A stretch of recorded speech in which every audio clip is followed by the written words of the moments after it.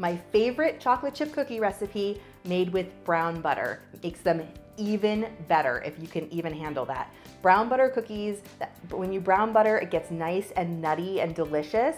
And added with all the brown sugar, it's like a toffee-like flavor. These cookies are so good.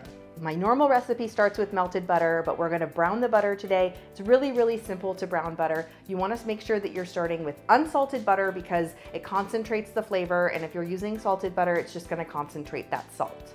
Don't walk away from the stove while you're doing this. It'll seem like it's never going to brown, but it will foam up quite a bit.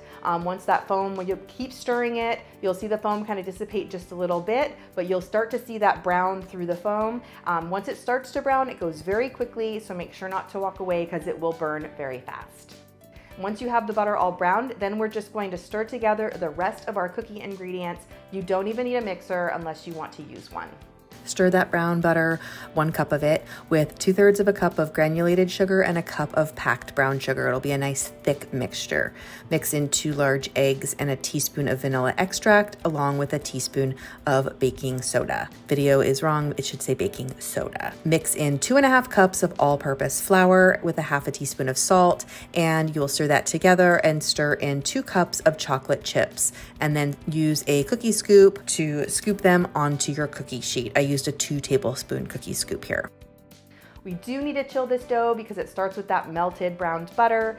Once the dough is chilled, a quick 30 minutes is all you need, but you can chill them longer. You can even freeze the cookie dough balls and bake them from frozen. Once they're baked, you can see how gooey these are, those chocolate chips inside. I love to add a few extra chocolate chips on top of the hot cookies right when they come out of the oven to make them nice and pretty, and more chocolate is always better. These cookies are so delicious. If you don't follow me already, be sure to do so and keep watching for even more cookie recipes.